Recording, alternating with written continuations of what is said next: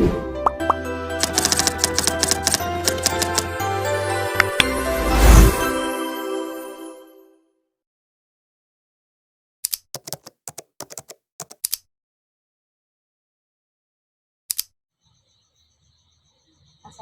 warahmatullahi wabarakatuh. Perkenalkan saya Nurul Rifa selaku konselor kakak yang akan menemani atau akan membantu kakak dalam mengalami masalah yang sedang dialami. Senang bisa bertemu dengan kakak. Bagaimana kabarnya kak? Alhamdulillah baik. Terus apa alasannya kakak sehingga bisa dapat datang ke tempat konseling kami kak? Ya, sebenarnya berasa berat ya untuk cerita ini, tapi bukan coba untuk cerita semuanya supaya tidak dipendam terus-terusan. Tapi mungkin bisa kakak jelaskan sehingga apa yang kakak rasakan sehingga merasa berat kak? Baru aku tahu kalau diriku tuh selingkuh sama, terus nggak nyangka sekali kak kalau dia begitu.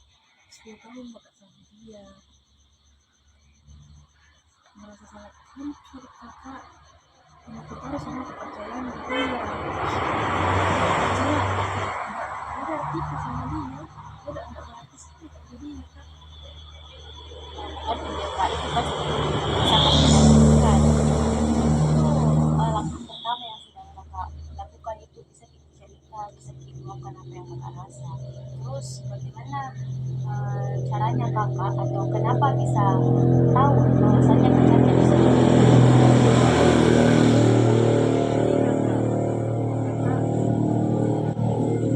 Dia yang biasanya sesibuk apapun selalu ada kabar, dapat lagi dapat kabar, pasti dia tanya ke kalau akan ini ki, kemudian dia bilang dapat kabar, dapat anak kesempatan yang saya tahu lagi sibuk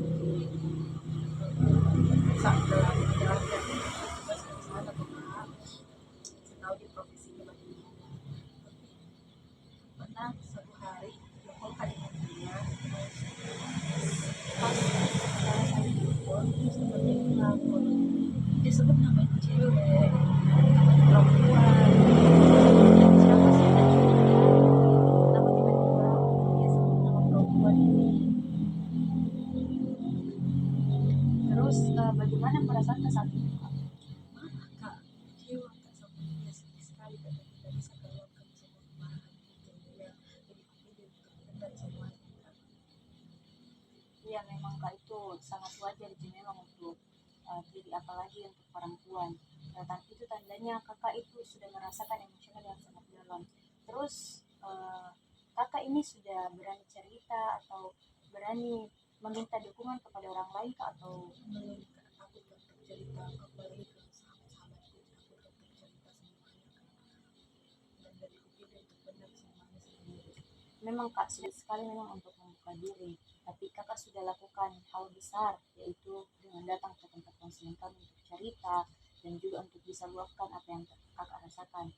Terus apakah kakak ini pernah merasakan marah ataupun kecewa tapi bingung mau melampiaskannya, bagaimana Iya, kak? sering kak, kadang marah kak, tapi aku tahu bagaimana caranya untuk melampiaskan.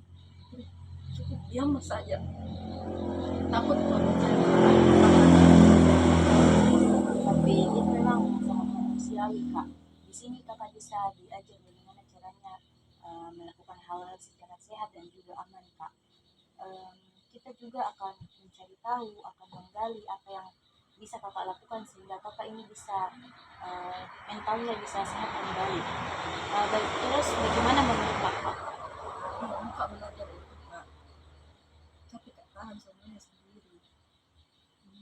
Baik kak, untuk pertemuan berikutnya dalam antara hari ini dan pertemuan berikutnya mungkin kakak bisa mencatat bahwasanya oh waktu-waktu ini perasaan saya muncul kecewa ataupun sakit sehingga kakak ini bingung mau melakukannya bagaimana.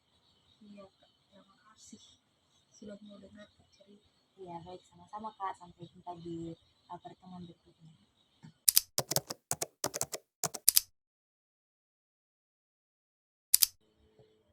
Halo kak, bagaimana perkembangannya setelah pertemuan kemarin, apakah kakak sudah menulis hal-hal yang sedang kakak alami? Iya kak, saya mulai menulis di jurnal. Kadang merasa sedih, marah, kecewa, bingung, campur aduk kok. Oke, kakak sudah melakukan hal yang terbaik yaitu berani untuk menulis. Tapi kakak bisa jelaskan tidak mengenai bagaimana itu perasaan sedih dan juga marah yang kakak alami? Saya marah karena dia hianati. Tapi saya sedih juga karena saya masih sayang sekali dia. Kadang merasa bingung, kenapa harus kealami ini semua? Kenapa harus saya? Kenapa saya tidak cukup untuk dia? Kenapa dia tidak cukup untuk satu perempuan saja? Ya kak, perasaan itu memang tuh sangat wajar. Terus juga marah dan juga sedih itu bisa muncul bersamaan karena kakak itu sedang merasakan kehilangan kepercayaan ke pacarnya kakak toh. Terus apakah kakak ini sudah mampu atau sudah mencoba untuk menerima ini kenyataan kak? Iya, tapi sangat sulit. Kadang merasa ingin melupakan semuanya, tapi bayangannya terus muncul. Iya kak, saya paham dengan perasaan yang sedang kakak alami karena itu sudah sangat luka berat sekali untuk hati kak. Terus bagaimana kakak ini bisa mengatasi perasaan itu kak?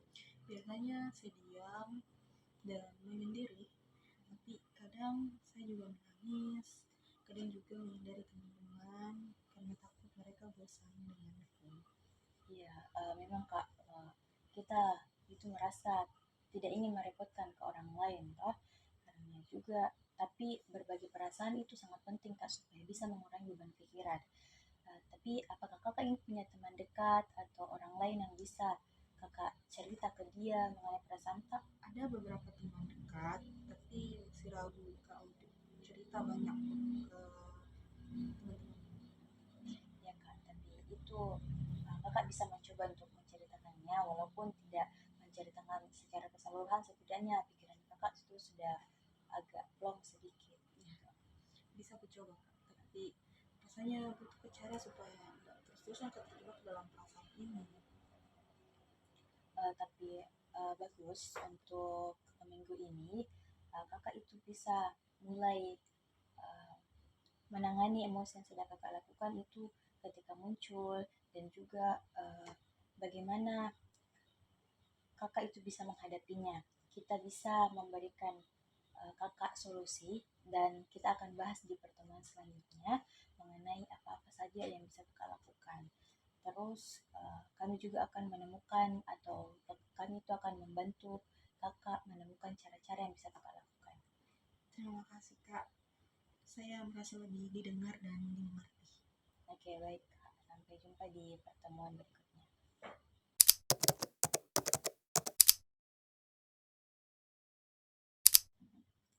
Halo kak, bagaimana catatan emosi kakak minggu ini? Apa yang telah kakak pelajari tentang diri kakak? Saya sadar kalau saya sering menghindar dan merasa sendiri saat marah ataupun sedih.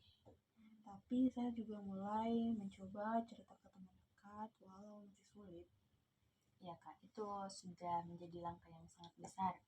Bisa percaya dengan orang lain, mampu merasakan apa yang kakak rasakan dan menceritakannya itu bisa mengurangi beban pikiran dan juga bisa membuat kakak agak lebih plong. Terus sekarang mari kita bahas tentang membangun kembali kepercayaan diri kakak. Sebelumnya hal-hal apa yang kakak suka atau hal-hal apa yang kakak biasa lakukan untuk kembali membangun mood kak? Dulu saya suka hobi karate. Dulu saya sering ikut lomba dan saya merasa bangga dengan diri saya sendiri. Oke, bagus sekali kak, melakukan hal-hal kecil yang bisa membangun mood, bisa memperbaiki perasaan yang kakak sedang alami, itu sangat bagus kak. Terus bagaimana kalau kakak kembali melakukan hal-hal itu kak? Saya ingin coba, tapi saya takut hasilnya tidak seperti dulu. Ya, rasa takut itu memang wajar kak, tapi perlu kita ingat bahwasanya yang kita cari itu bukan kesempurnaan, melainkan menikmati proses dan juga untuk merawat diri. Terus kakak juga bisa belajar untuk menetapkan batasan. Misalkan kakak itu bisa mengatakan tidak kepada orang-orang yang membuat kakak itu tidak nyaman gitu. Dan Maksudnya bagaimana, Kak?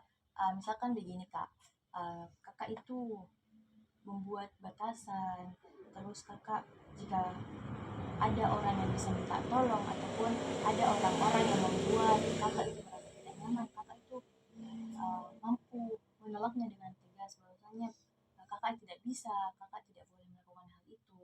Terus ini juga merupakan salah satu langkah awal untuk menjaga kesehatan mental dan juga untuk menghargai diri.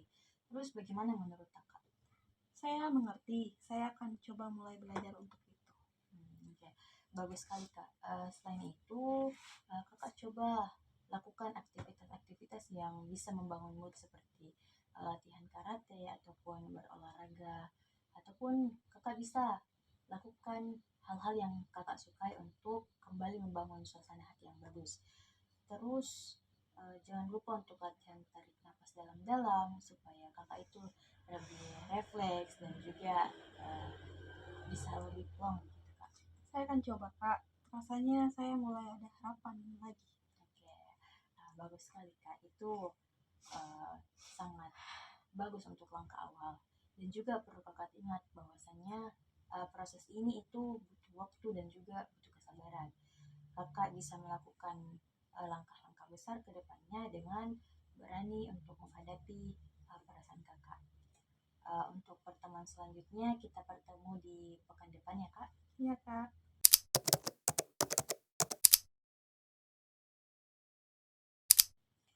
Halo kak, bagaimana perasaan kakak setelah melakukan kegiatan-kegiatan yang telah kakak sukai? Saya merasa lebih baik, walaupun masih ada rasa sedih, tapi saya percaya kalau saya bisa bahagia kembali, pulih kembali. Itu sangat bagus sekali kak, tapi perlu diingat bahwasanya pemulihan itu membutuhkan proses dan juga membutuhkan waktu yang cukup lama. Terus sekarang kita akan membahas mengenai upaya ataupun rencana yang bisa kakak lakukan agar mental kakak itu dapat terjaga dan juga untuk kembali membangun hubungan yang sehat untuk masa depan. Saya ingin fokus pada diri sendiri, belajar mencintai diri sendiri sebelum membuka hati kembali. Itu sangat pilihan yang sangat bagus sekali kak. Kakak bisa terus dukung diri kakak untuk terus melakukan hal-hal positif, hal-hal yang disukai, seperti melakukan hobi-hobi kayak karate. Terus kakak juga bisa berbagi cerita kepada orang lain. Terus kakak juga perlu ingat bahwasanya ketika kakak membutuhkan motivasi ataupun dukungan, kakak dapat kembali ke tempat ini untuk melakukan konseling kak. Ingat bahwasanya kamu itu berhak dihargai dan juga berhak disayangi. Terima kasih banyak, Kak Aul. Saya merasa lebih kuat dan siap menjalani hari-hari ke depannya. Dengan senang hati kak, saya juga bangga dengan keberanian dan juga usaha yang telah kakak lakukan. Jangan ragu untuk menghubungi saya ketika kakak itu membutuhkan motivasi atau membutuhkan dukungan dari saya kak. Kamu itu tidak sendiri. Saya akan ingat itu, Kak. Terima kasih sudah menemani saya selama ini. Senang, selalu senang bisa membantu kak. Sampai jumpa di lain waktu dan juga tetap jaga diri kakak. Terima kasih telah melakukan konseling di tempat kami. Semoga apa yang telah kakak lakukan dalam proses konseling ini bisa kakak kembali terapkan di kehidupan sehari-hari dan mental kakak itu dapat terjaga dan juga lebih pulih kembali kak. Terima kasih, Kak. Ya, sama-sama.